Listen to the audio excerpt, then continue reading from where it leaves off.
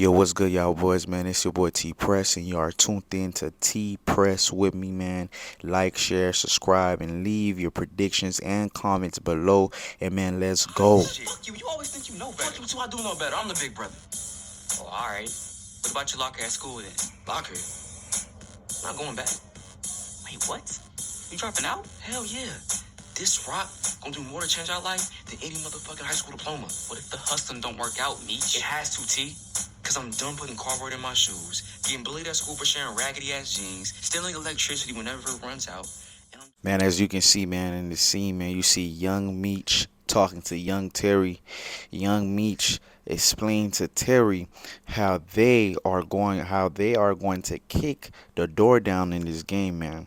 Young Meech in this scene, you see that he's telling young Terry that I'm tired of the lifestyle that I'm living, and this is a common thing in the urban community, man, being put in these different predicaments at a young age, having to run to these different lifestyles. But you can see Meech and Terry got caught up in that, man, explaining how, and when you go on, you see how explaining how they had cardboard in their shoe, but you see young Meech telling Lil Terry that we are going to be on top, and as you can see that right now they are working towards that, man. And then this scene was a very powerful scene because you can see that the things that they're going through right now in their series was already put in their mind, and they already understood the things that they had to do, especially young Meech, man. You know what I'm saying? Shit. So glad to still see you above ground. Hell yeah. We thought we lost you for a minute. No. Y'all motherfuckers can't get rid of me that easy. Hey, yo, man, when I seen this, man, I was dancing, man. Hoop is still alive, man. That's a beautiful thing. He is still alive. I repeat, he is still alive, man. Hoop didn't die, man. This is a beautiful thing, man. When I seen this, and the first thing that Hoop even started talking about was business, cause that's what Hoop is about. Hoop is about standing on business. He wanted Henry them to immediately get slapped, and all praises, man. We're going to see what happened to Henry them, but just like I said, man, Hoop is alive, and that's a beautiful thing. All right. Man, go into Henry, man. Hey, as you look at Henry eyes, man. And this episode, man, this episode was so beautiful, man. Cause Henry wasn't on point at all, man. Henry them was just going wild. She was just going crazy. She was just being emotional, and she wasn't on point at all. You know what I'm saying? Henry wasn't on point at all. Henry was going crazy.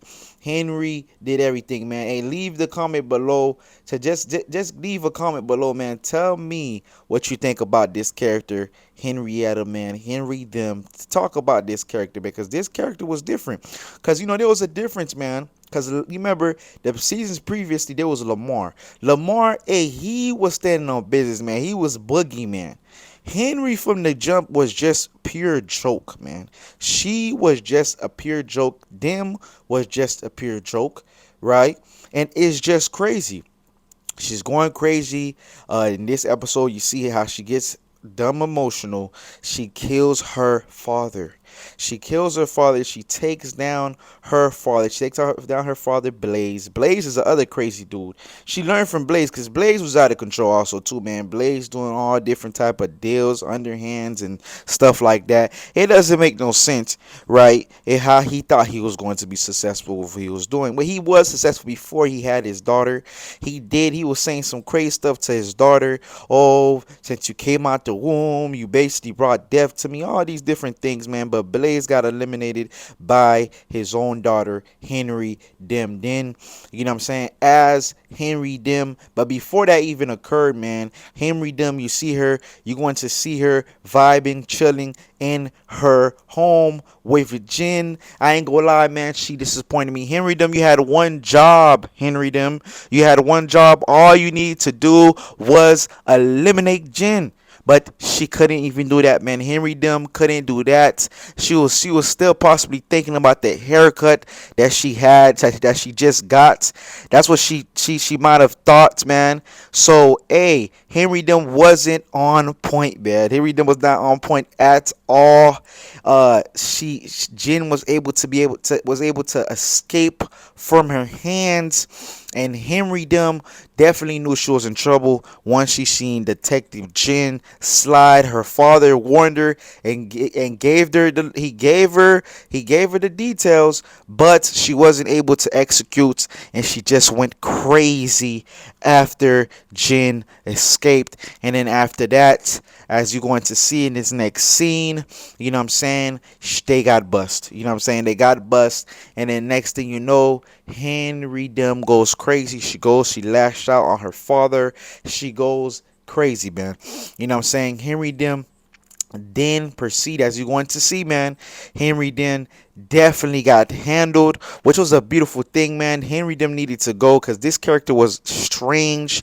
She was definitely strange. She wasn't standing on business. She was a pure joke, and I'm so happy that she got eliminated, man. She got shanked up. She got handled, just like Terry said he was going to handle this, like I had predicted in the last video that I had, that she was going to die. The last two video that she was going to die, and she got killed, and she got handled in prison, man. And I'm saying it's a celebration that this character get eliminated. All right.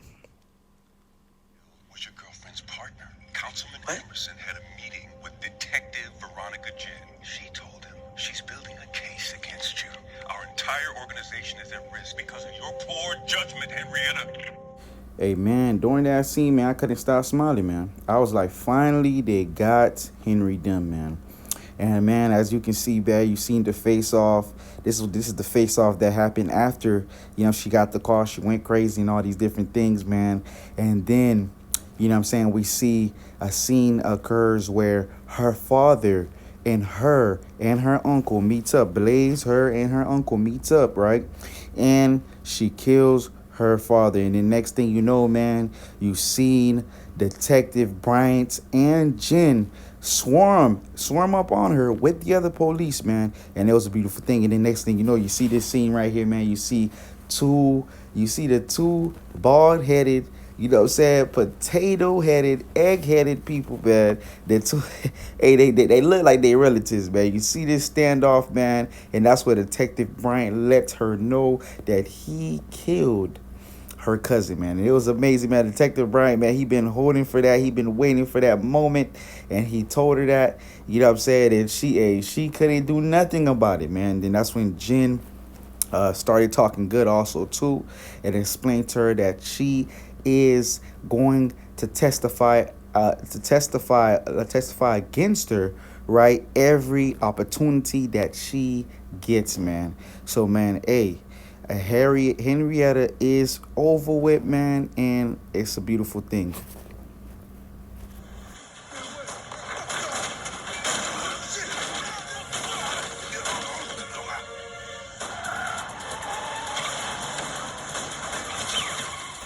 Y'all, man, the beautiful scenes was just raining on us, man, this episode, man. As we can see, man, we seen the plan that Remy had failed. Remy's plan was just terrible and horrible, right? And we can see that that Meech and his crew was escaping. One of Remy's men definitely got ran over, and that's what Remy do to you, man. When you follow Remy, you just get led to a ditch, man. So the way that it happened, man, Meech came up with a great plan to go feed the community. And while he went to go feed with the community, he met with Sharp. Sharp was one of Remy's workers. He was one of the dudes that was working with Remy, and he helped Remy, you know what I'm saying, take the cars, right?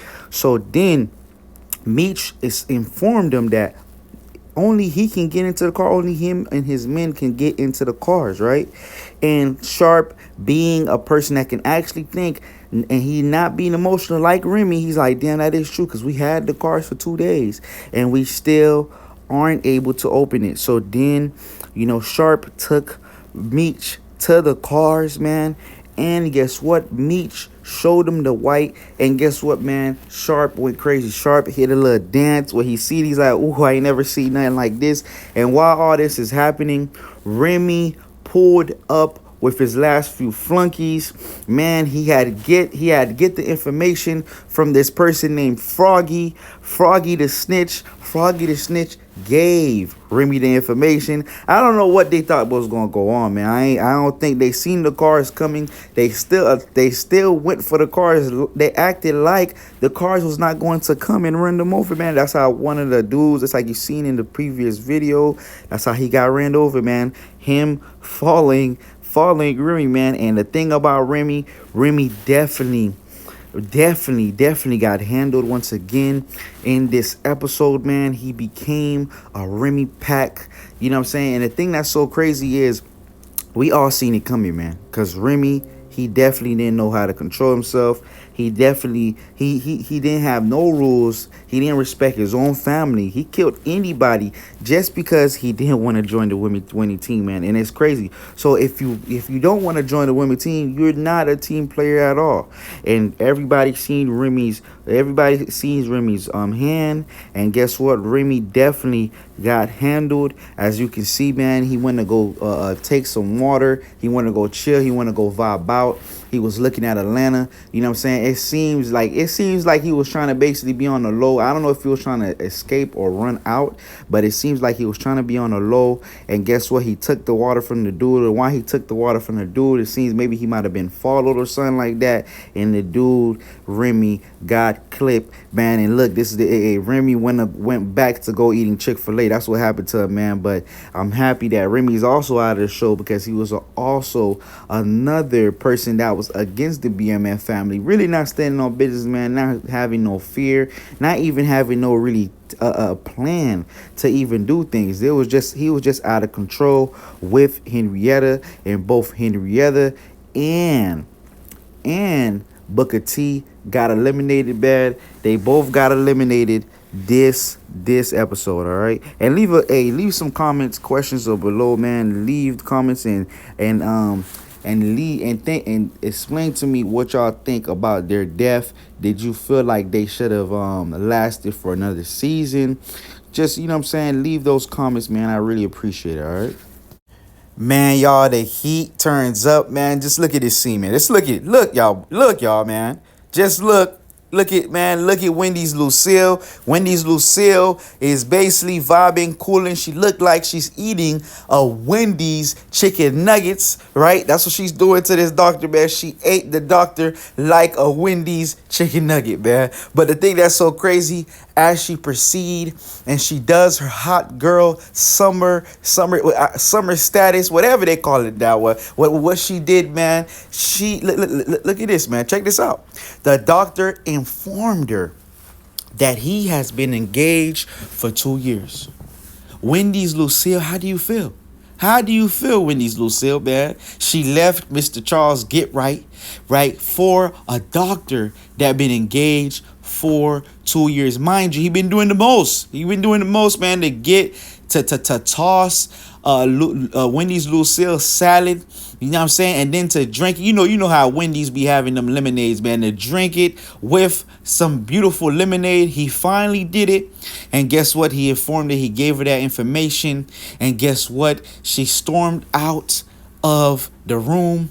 And guess what, man? She ended, after this is just crazy. After this, Wendy's Lucille became None Lucille. Now Wendy's Lucille is None Lucille. She asked Charles, can she only be friends? And it seems like she's going to stay to herself. And it just get crazy, man. Lucille, you definitely took a big L this season.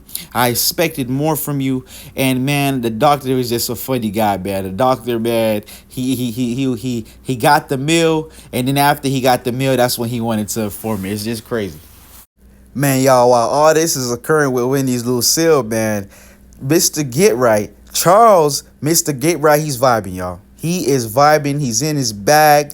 He's about to hit this tour, and we already know what time Mr. Charles is about to get on. Mr. Charles, Mr. Get Right, is about to get right. You already know he gonna be on tour. He gonna be vibing, cooling, chilling. He might not even remember Wendy's Lucille for real, man. He gonna come back, man. He gonna be looking at her like she crazy, cause Charles is on a rise. His stocks is going up, man. And Charles, guess what? Charles didn't even have time to even give his family a proper goodbye, because he already know he's on tour. He's taking off. He's standing on business. He got up out of the house so quick, man. And it's crazy. Hey, you know, food is a beautiful thing.